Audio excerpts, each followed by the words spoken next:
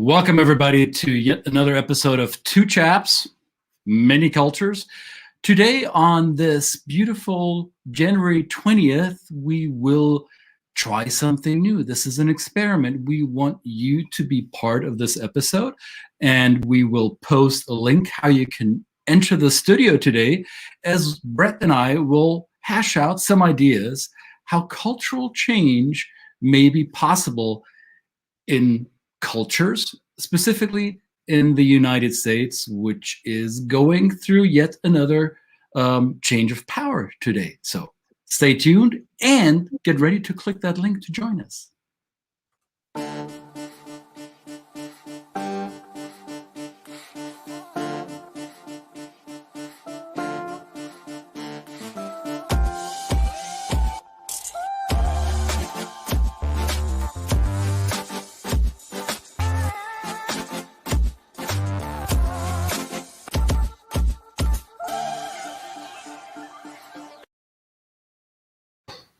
Hey, Mike, how are you doing? I'm doing fantastic. Doing fantastic on this beautiful sunny day, winter day here in Chicago. In Chicago. Yeah. Well, it's wintry in Atlanta as well. It is sunny, not quite as cold as it is in the Midwest, I suppose. It is a beautiful day. It's a new day, a new dawn, as some might remember the lines from that very song. It is the changing of the guards in the White House and the US administration, and we decided to talk about what it takes to usher in change. There will be some changes coming for people in this country and potentially also for people around the world, as the US continues to be a force to be reckoned with, some would argue.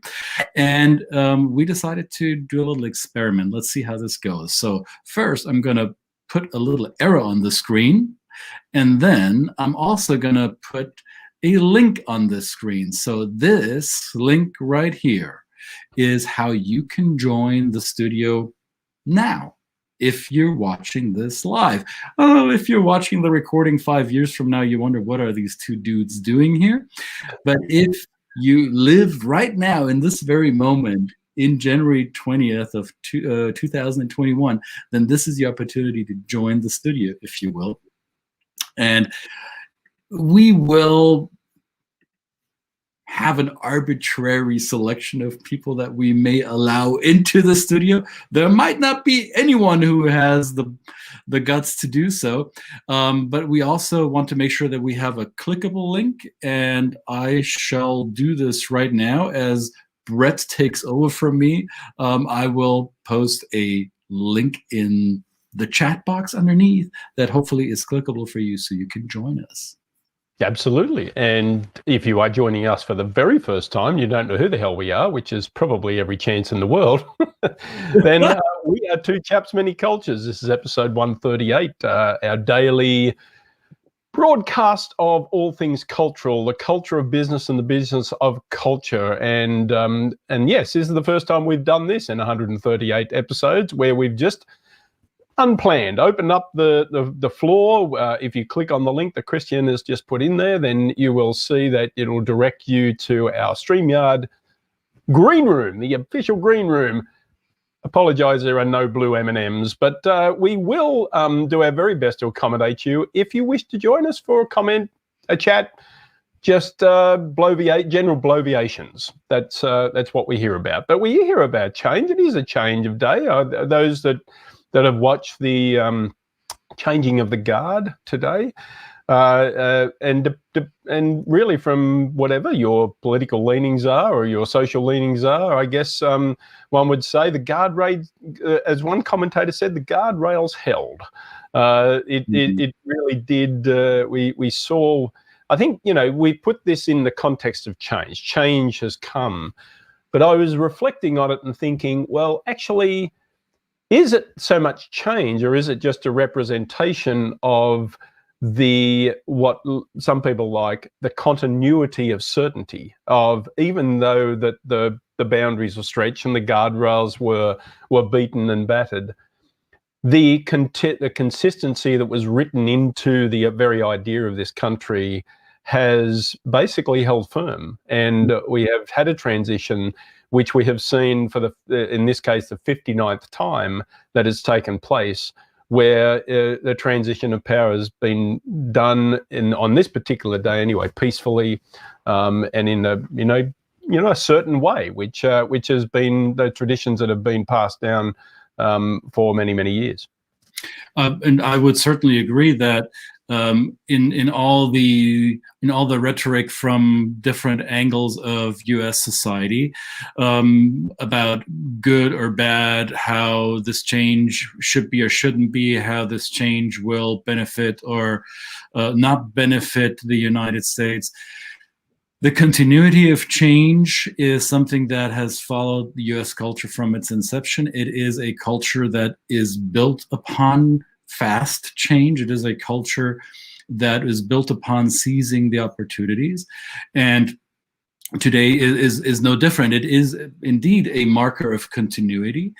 And yet, with my personal history, not just my personal history, but also the history that I experienced as handed down as a narrative in the country that I grew up in, I would invite everyone to look at this continuum with a grain of salt, or with at least the attention to detail, and with some caution, because we just experienced, as I saw some commentators say today, the end of an era.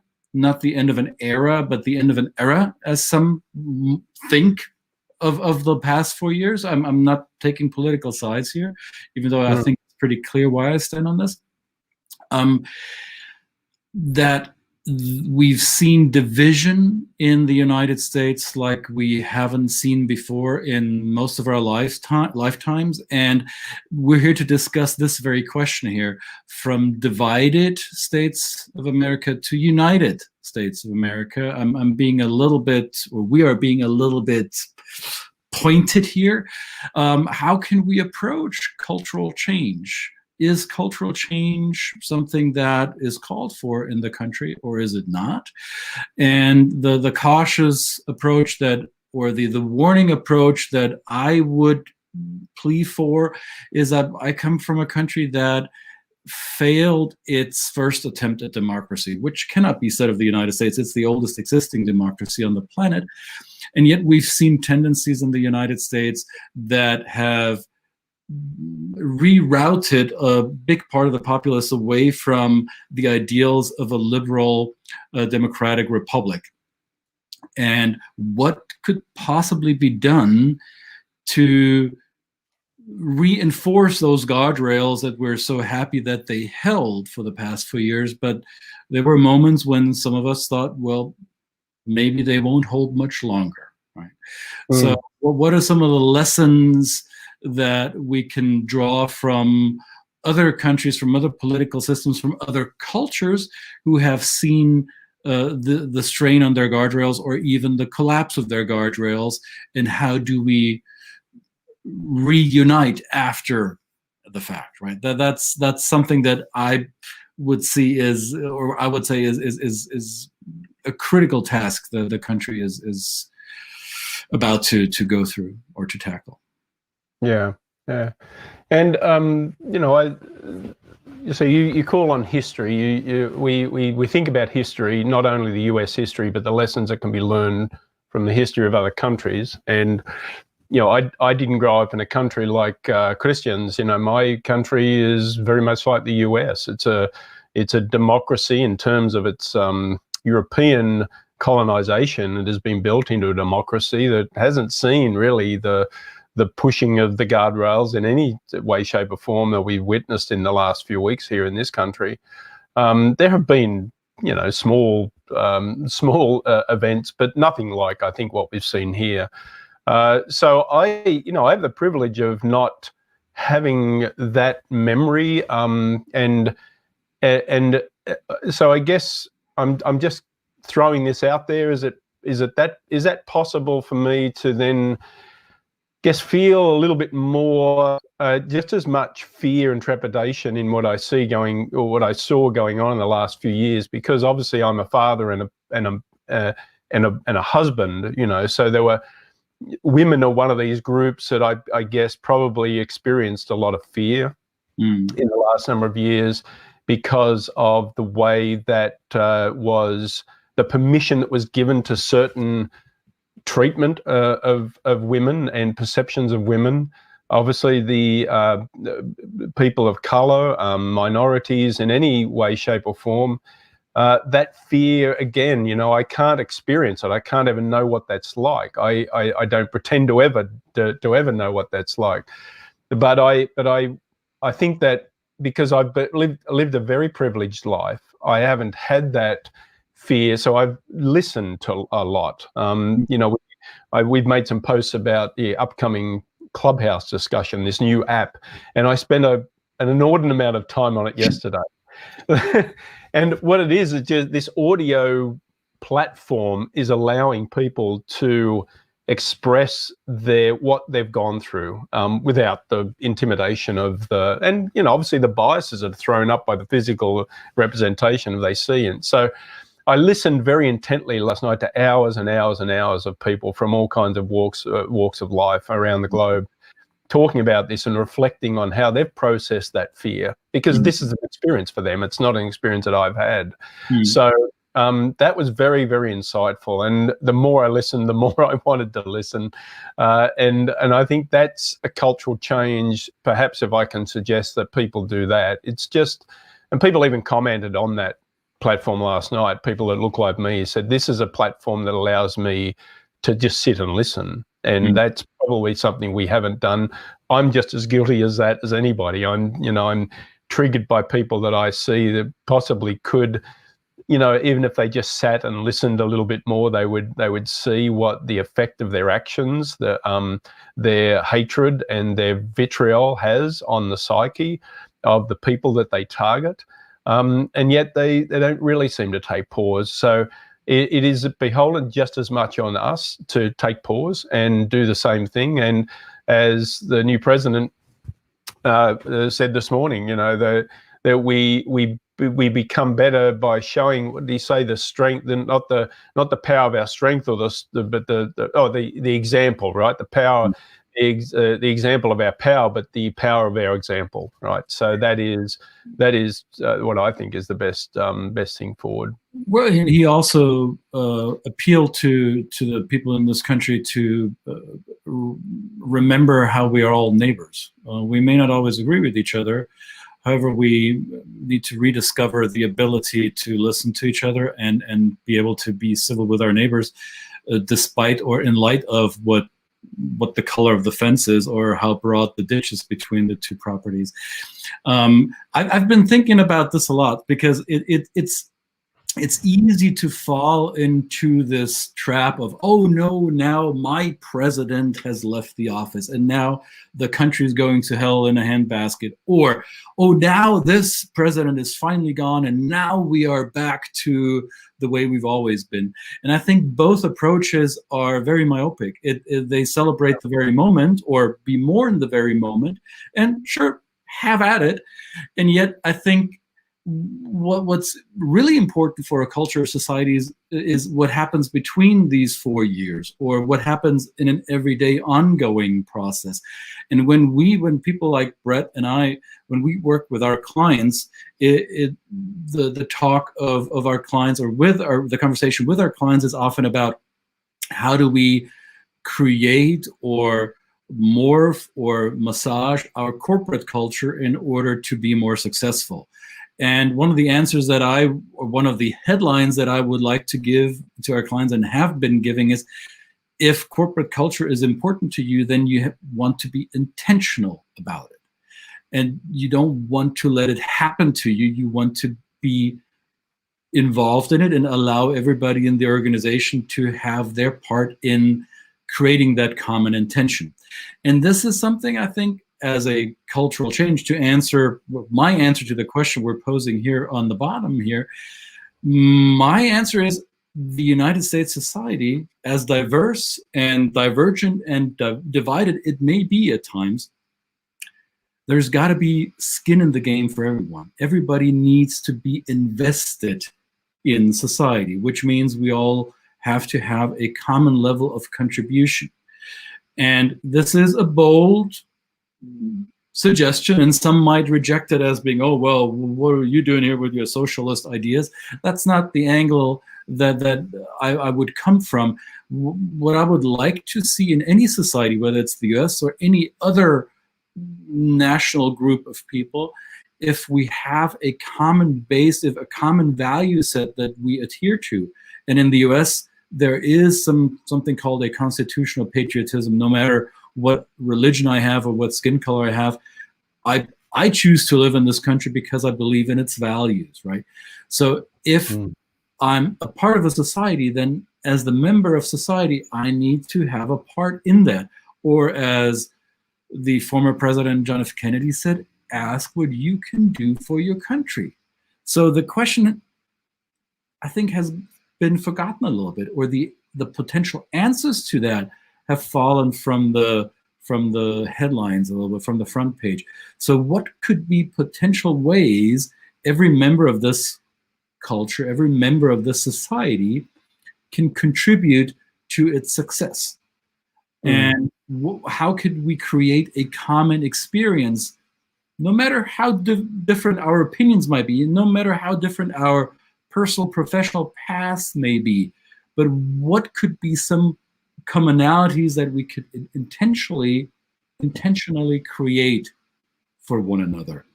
I have a few ideas, but I'm willing to hear everybody else's ideas, right? There's a multitude of ways a culture or a country could approach that. Yeah.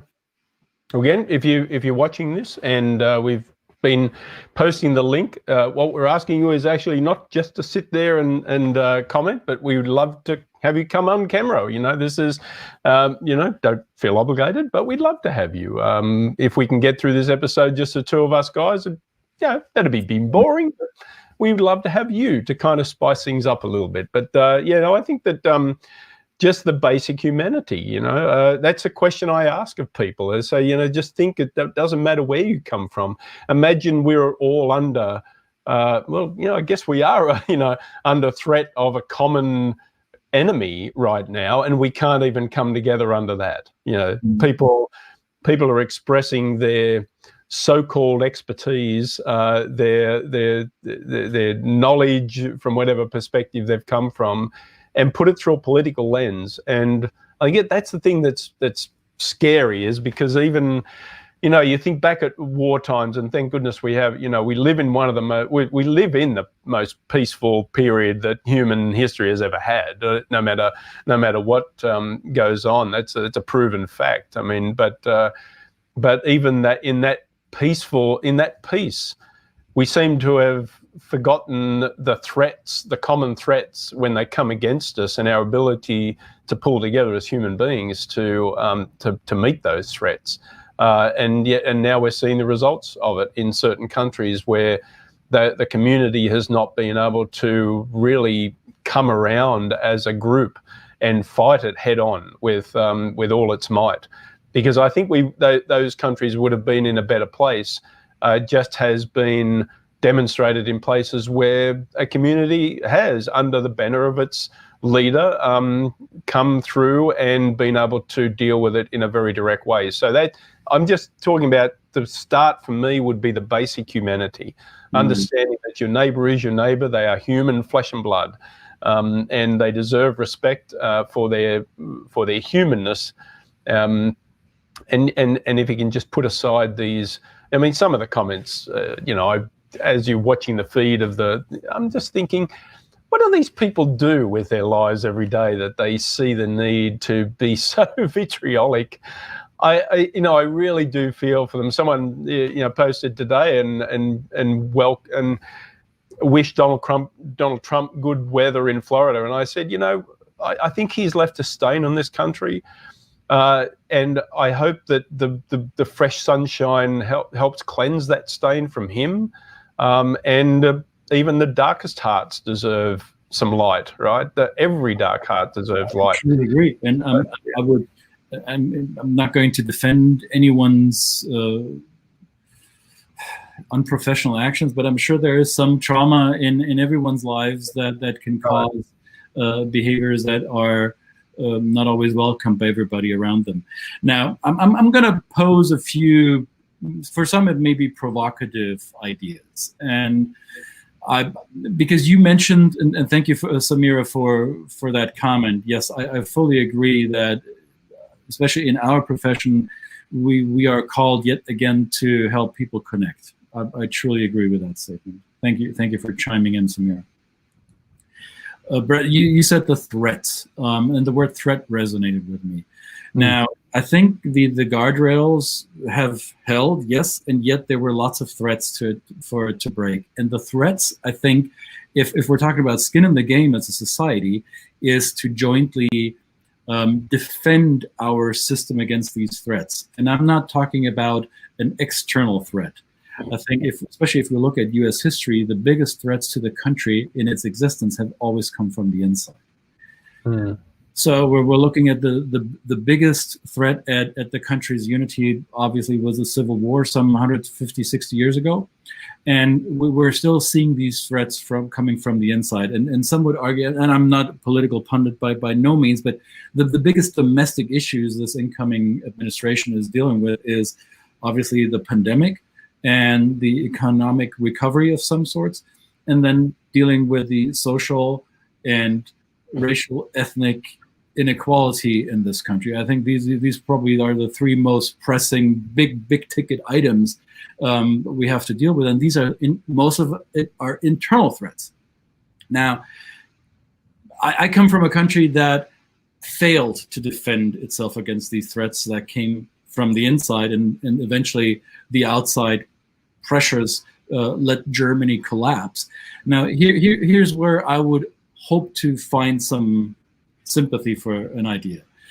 What my country did after the collapse was to find unity in showing remorse and systematizing, in a way, the response to that threat, the response to that pain.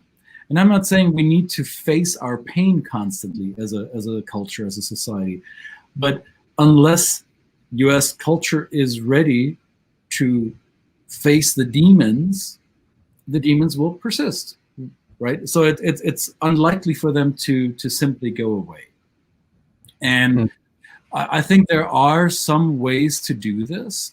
I think getting skin in the game, getting full collaboration, full buy-in from everyone in society would be to make mandatory, to a certain degree, a civic involvement. This could happen during school age years, and this could happen right after high school graduation.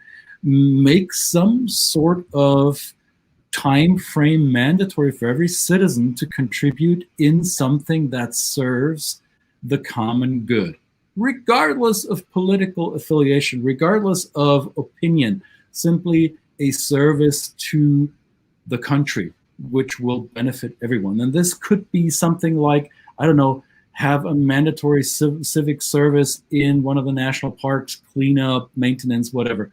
Could be going to a nursing home, to hospitals, to emergency medical care facilities, to Veterans Affairs offices. Could be to go to, I mean, I want to bring in an example from the country of Austria, where people have the option whether they want to conscript for the military, or if they opt out of that, they can do a service for a Holocaust memorial site. Now, if you remember, Austria and Germany were the two countries predominantly responsible for the systematic or the attempt at eradicating Judaism, killing 6 million Jews. I'm not saying the US is anywhere near that development, but we've seen the guardrails bent and rattled and almost broken, and we've seen the ugly heads of fascism and xenophobia and white supremacy rise. So why not make it mandatory for every high school student to visit a Holocaust museum, to visit a site of slavery, to visit a a Native American reservation, to be confronted with the country's history, to be confronted with the threats and the pain points, and learn. Mm-hmm. For some, this may be a radical approach. I'm posting it there. Tell me how you feel about this. Well, if you have somebody in the insurrection that wearing a Camp Auschwitz sweatshirt or whatever, you see that hatred for that group still exists in some people. In fact, and they never visited. I've visited the place. You know, I'm pretty sure if that person was handheld through that place, wouldn't, I mean, it'd be pretty hard for them not to change their views on just what impact them displaying that kind of paraphernalia on their body has done. And so it's just, and you mentioned Austria, and of course our good friend Christina here mentions a great speech by an Austrian, Arnold Schwarzenegger, who mentioned this, right? Yeah. And you know, in that speech, it was a wonderful kind of monologue where he mentioned the history and watching his father deal with that trauma and expressing it with violence, you know, and so that's where I would love to see people just check themselves and just say, I can go down that road too if I let myself be so tied up with the violence, with the future legacy that they're going to feel from the violence that they've tried to or attempted to inflict on this country. So it's a a lot smaller part of the community, but I look at those people and I think surely there's going to be a day when they're going to think they're going to reckon with that. Maybe they won't. Maybe they will spend their days cemented in their misguided ideas of what humankind should be like. And I think this is, I would hope so, is a small fraction of idiocy that we are still experiencing. But I think there is a lot of people, especially in the United States, in our country here, that are not always intimately familiar with the country's history, with the nuances of it. And forgive me if I'm being super blunt and maybe a bit crass in my language, but unless we own our shit, nothing changes. We need, as a country, to look in the face of the stain. And it may not be the stain that we produced ourselves, but maybe somebody did, right? Or somebody in our past did. It splatters. Right. It affects all of us. It affects all of us. And Esther here, who says excellent ideas, and of course, speaking as an Austrian Jew who lived in Israel, right? These are the people that we see, and thank you, Esther, for joining. These are the people in our community, is that they see these things happen, and it is visceral. It is a visceral, and I cannot even try to imagine the feeling because I've lived such a privileged life, but I can just listen to the likes of Esther and these that tell these stories of the historical effects and impacts that the dangers of what we're seeing go on here. So we've got our first guest. Look, somebody's popping in. Well, excellent. Let them connect their video and audio, and we'll bring them in. Absolutely. Now, I think aside from, and forgive me, this is a very German perspective, obviously, right? And Esther, thank you for weighing in here. Yes, it was mandatory for me growing up to visit a concentration camp.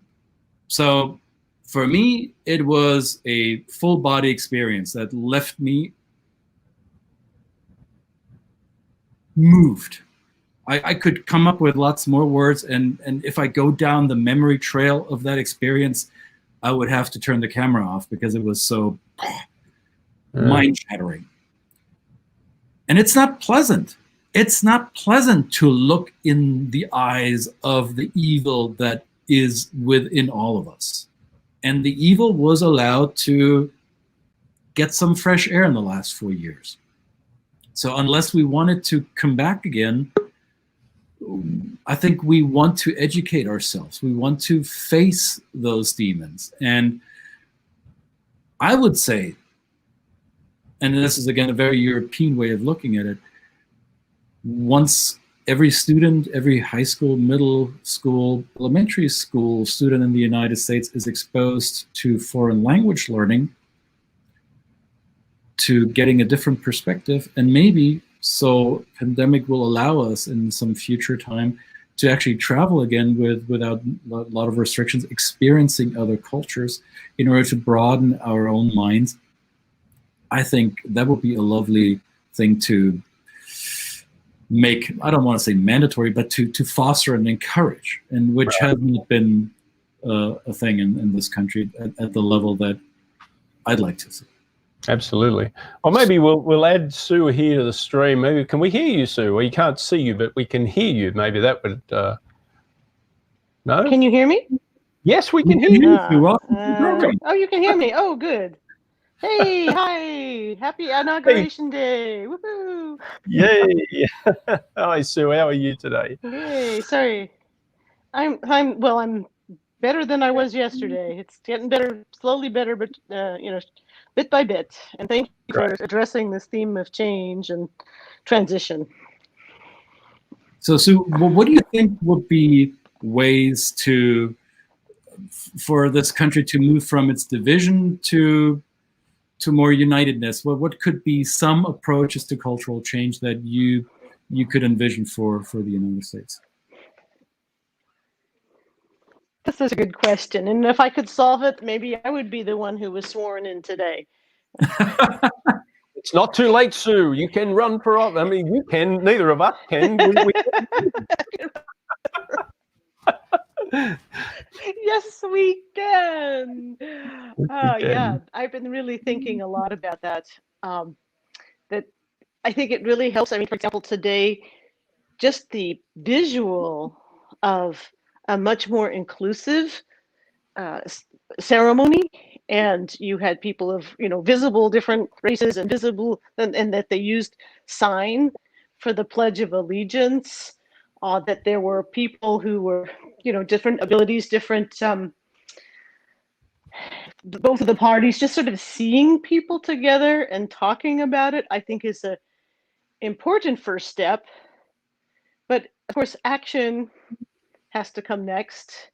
And I don't have there's no quick solution, but I think starting with understanding that, okay, this is where we are, and getting people on the same page about this is where we start from. Yeah. Yeah, and I think that's true. So what we've seen some great speeches in history, and perhaps perhaps the people, as I said, that were commenting on a thread that I watched as Joe Biden was making his speech. Maybe we've just become accustomed to these. We're just immune to the high oratory reachings of the leaders or the representatives we put up there. Even back to the days of Martin Luther King, we just celebrated him this past Monday, and that great speech goes down in history. But if you look back, the ideals of what he said have not really, a lot of them have not come to fruition. So, you're right. I think words are words. They're great, and words need to keep being said.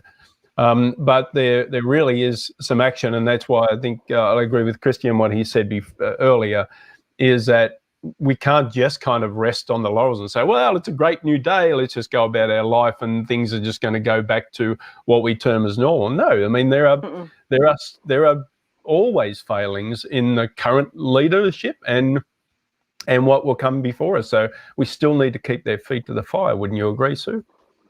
Oh, I would agree that in fact, it's interesting. I was very glad to see that the first tweet that President Joe Biden put up was one about, okay, I'm going to get into the office and I'm going to get down to work.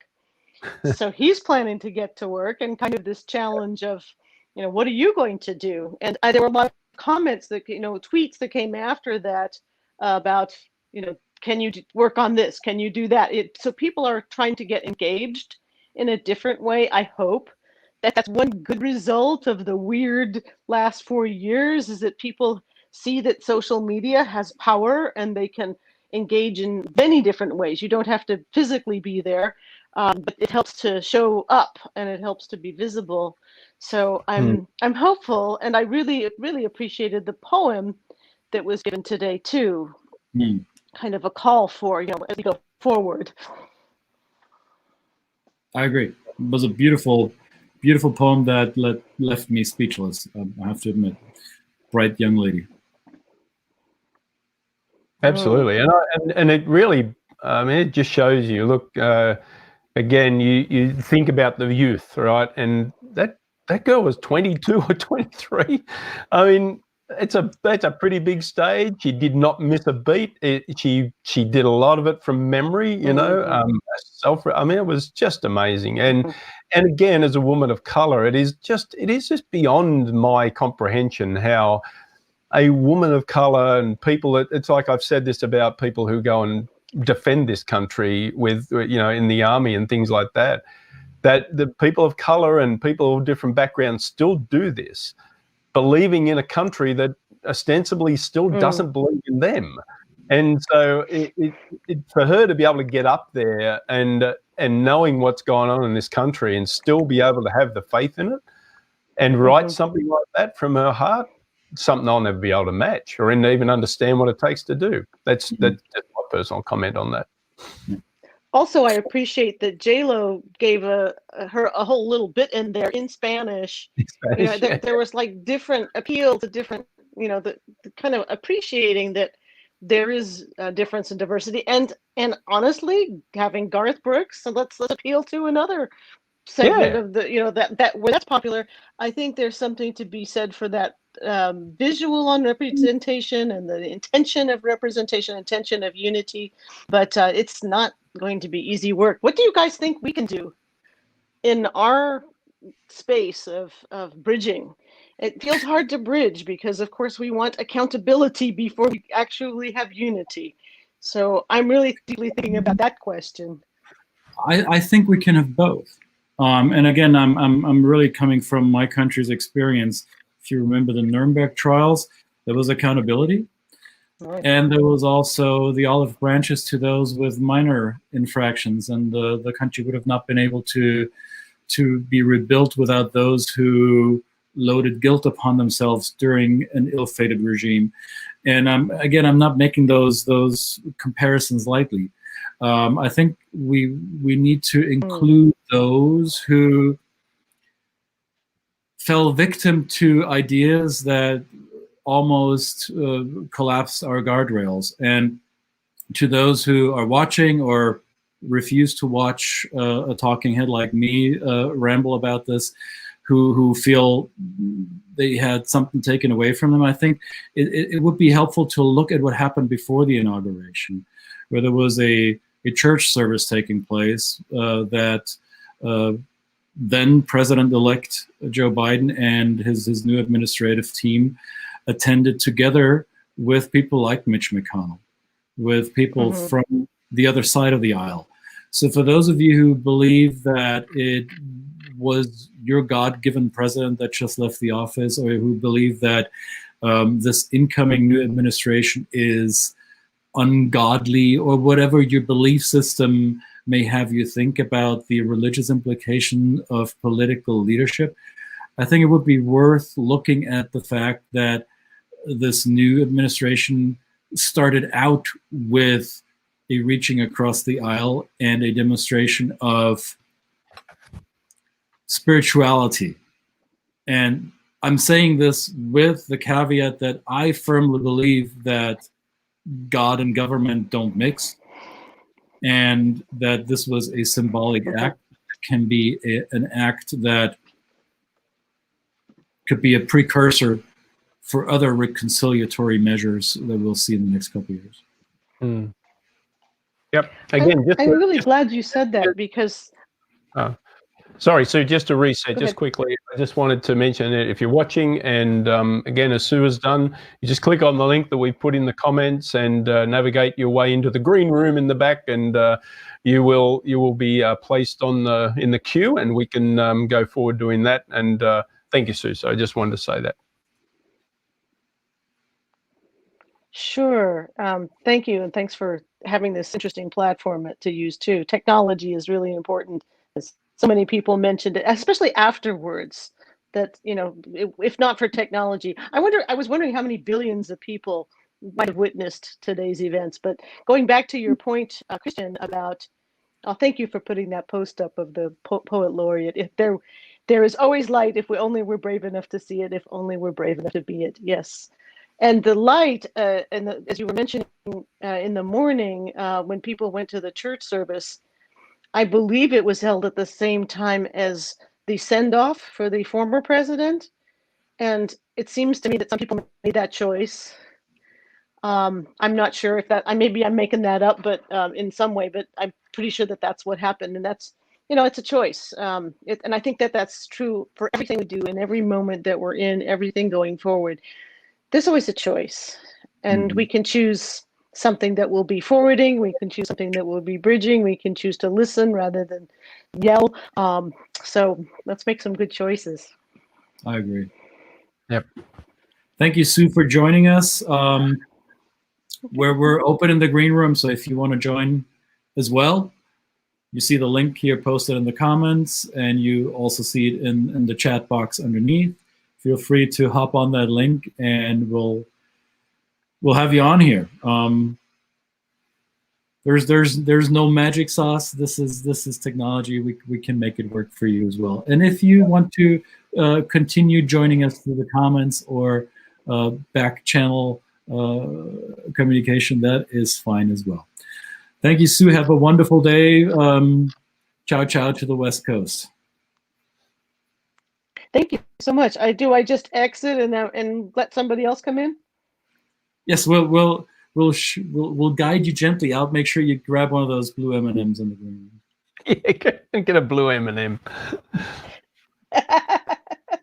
Oh, yay! Thank you. Lovely M&M. Thank you. All right, take care. Right. Thanks so much, you guys. Really appreciate it. We have Christina, who said she. I'm going to assume that she said you visited when you visited Poland. You went and saw the camps. Yes, I mean, it was something that I did. For those that don't know, I had the good fortune of marrying a Polish girl, and it was one of the things that I did actually the first time when my my parents visited Poland. We made we did it together as a family. So, but it was very impactful for me as somebody who is now connected to that culture. To part of the learning of the history and to see it. I mean, I just really can never explain to people what it does to you. It's something that I'll definitely do. I'll ensure that our daughter does it, because it will be one of. I'm pretty sure it'll be one of the most impactful things for her. She's a bit of a history buff like Dad. And likes to read about the war and Poland's part in it, crucial part in it, really, at the start of it, anyway. So I think it was it's a place, or it's more than just a place. It's an experience that Will, as Christian said, who has gone through it as well, which fundamentally does give you a bit of a reset, bit of a kick in the guts to say. Just to really realize how much privilege you have, and I would encourage that, there's possibilities to do this in this country as well, in the US. I mean, to visit places of history where the indigenous population here has gone through their own holocausts of sorts, right? And to go to those places. You don't have to go to Poland and experience these. Can be experienced in your own backyard. Yes. And to learn the history and to really understand the impact and the trauma that has been placed in the psyche of the people that survived, the families, the descendants that survived that. That's and slavery as well, right? I have an interesting example. I think it's interesting. So I used to live in an area on the foothills of the Appalachian Mountains for many years, and we had close access to one of the rivers that are great for rafting. In fact, it's the Ocoee River that you'll find in southeast Tennessee and close to North Carolina and Georgia. And it is what some, if any one of you has seen the movie Deliverance, that's that kind of landscape, that kind of country. And it also, more importantly, is the natural territory, the former territory of the Cherokee Nation, one of the many Native American peoples of North America. And there is good business every summer in the rafting industry. It's outdoors, people go there, they hop on a raft, go down the river, have tons of fun, enjoy nature. It's a really wholesome, great experience. I would encourage you, if you have the ability and the pandemic allowing, if you ever do that, you'll enjoy that day. To me, it also took on a different meaning, because living there, going down that river, it's not only the experience of nature and the camaraderie and the cold water splashing and the sun shining. For me, it's always a reminder, this used to be Cherokee land. This is where the ancestors of this land went hunting, educated their children, created their culture and society. And very little of that is left. So I think the fact that there is no tourism going to the memory of the Cherokee people in that part of the country, but a lot of tourism going to enjoyment, entertainment, outdoor experience, that tells a little bit of that story. And I'm not making the entertainment fun part wrong. That is great. Right. Business. That's a great activity to have. What I'm missing is the balance. You can go, if you so choose, you can go to a place called Cherokee, North Carolina, just on the other side of the state line, where you can visit a semi-autonomous county, if it was Cherokee County, North Carolina, where the Cherokee who chose not to be ethnically cleansed into Oklahoma, where they remained and try to cultivate or rescue what's left of their cultural identity. You can visit that, yes, and I would encourage you to do so. But that's a flash in the pan compared to how US culture has co-opted the very sites and the very traditions and the very history of the natives in this country. And you can make that same equivalence, you can tell the same story of places that were once the sites of the cruelty of human exploitation via slavery. There is a lot of tourism going to the plantations where you can admire the architecture and the beauty of the antebellum South. There is not enough remembrance on the pain points that this created, the pain that has been perpetuated from generation to generation that we still can experience today. So this may be uncomfortable for some of you, and I'll repeat myself what I said earlier. Unless we own our shit, nothing will change. Yeah. We need to look at that. Yeah.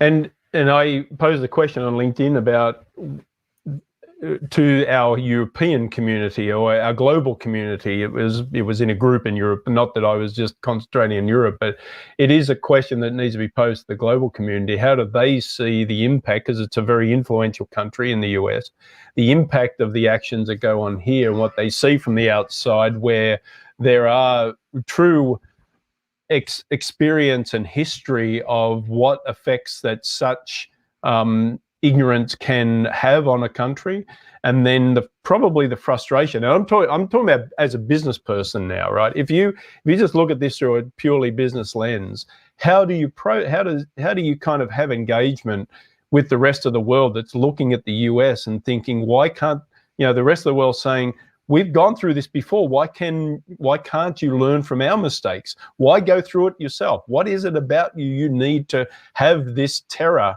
exist and ferment within your borders when you have the evidence of its failure right here inside of our country? And right, they're coming at from the fact that saying we've owned our shit.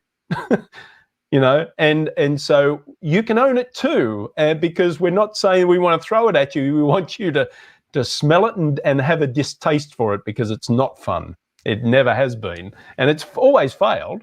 It's always failed, but it's gone through. You know, it's had an ascension, just like we've had in this country in the last 4 years. It's had its day in the sun, but you know, now it always fails, and you know, that's a sad thing if you're not learning from those experiences.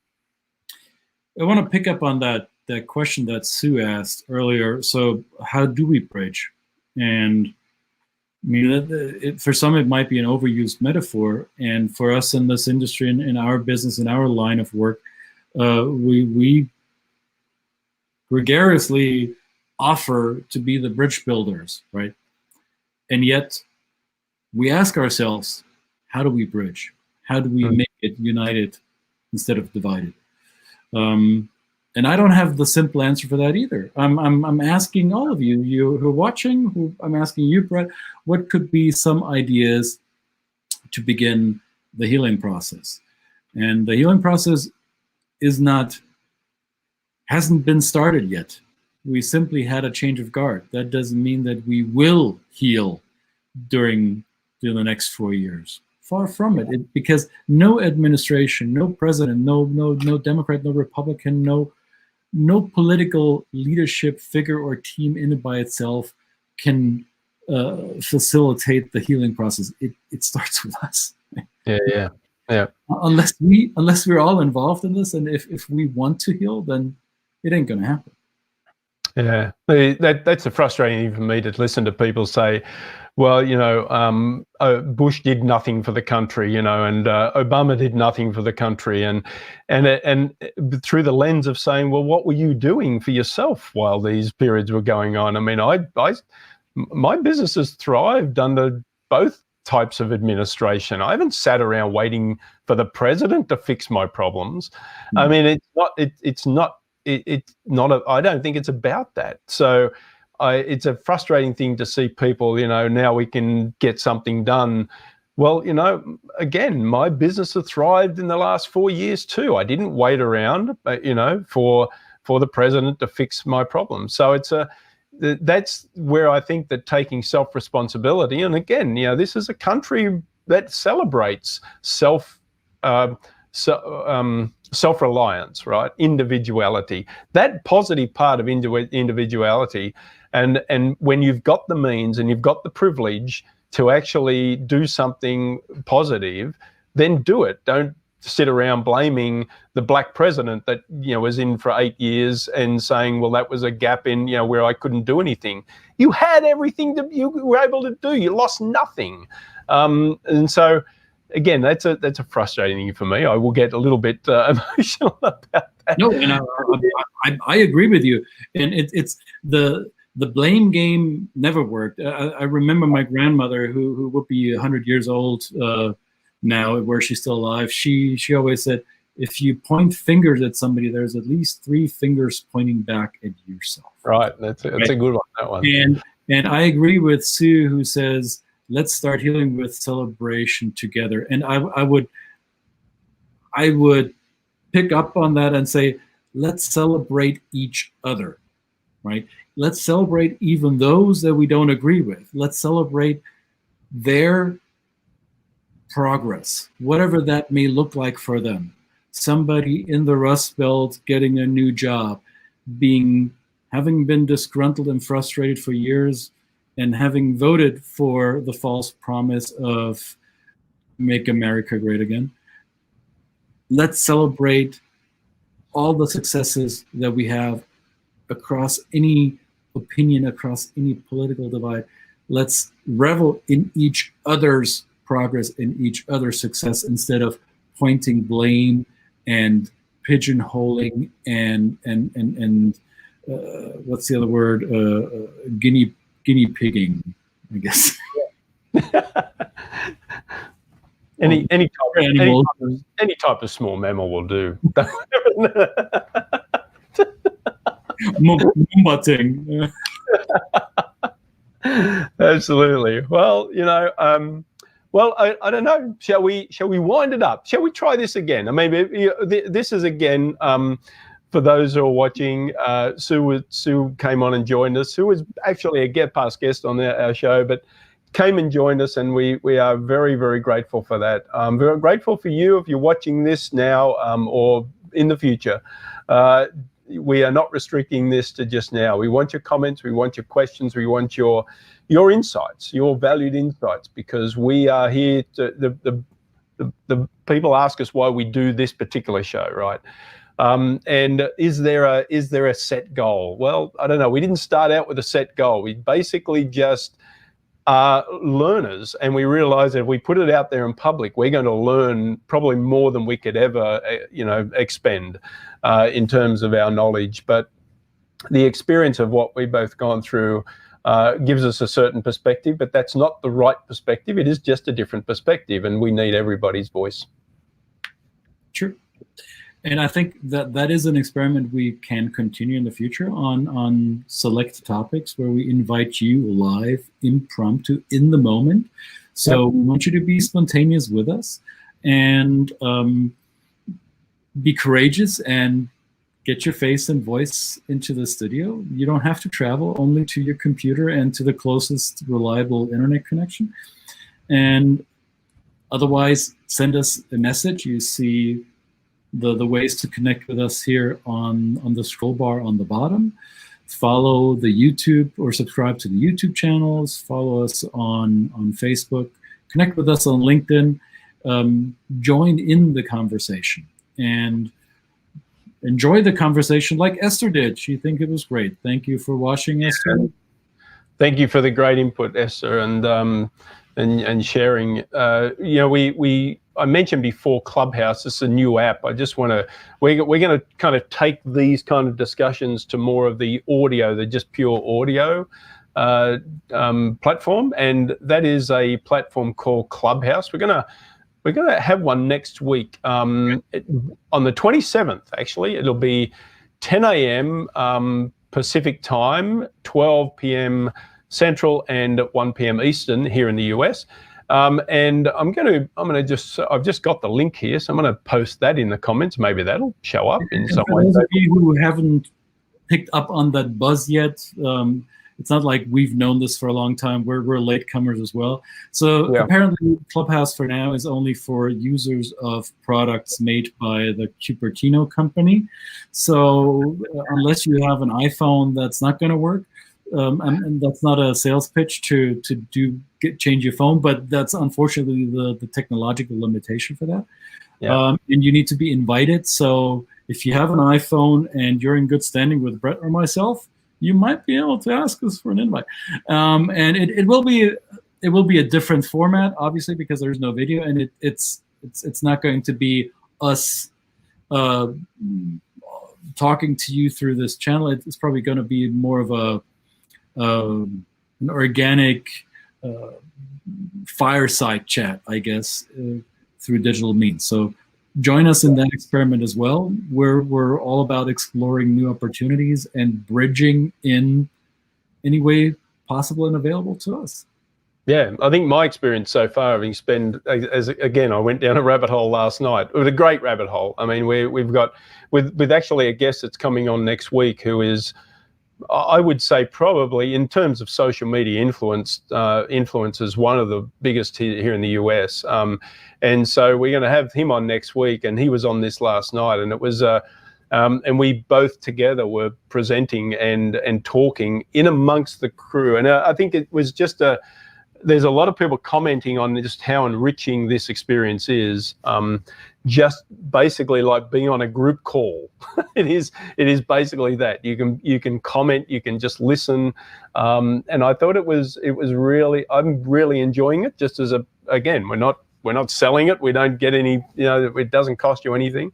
But it's just, to me, for now, I'm feeling it's actually a pretty good platform, a different platform than this, obviously. But it's whatever your interests are, right? Whatever your interest in whether it's intercultural work or whatever your interests are, you're going to find a community in there that you can be a part of. And I found one on travel, for example. it's great, you know, sustainable travel, something that I want to learn more about as somebody who, when we get back to travel, want to do this in a sustainable way.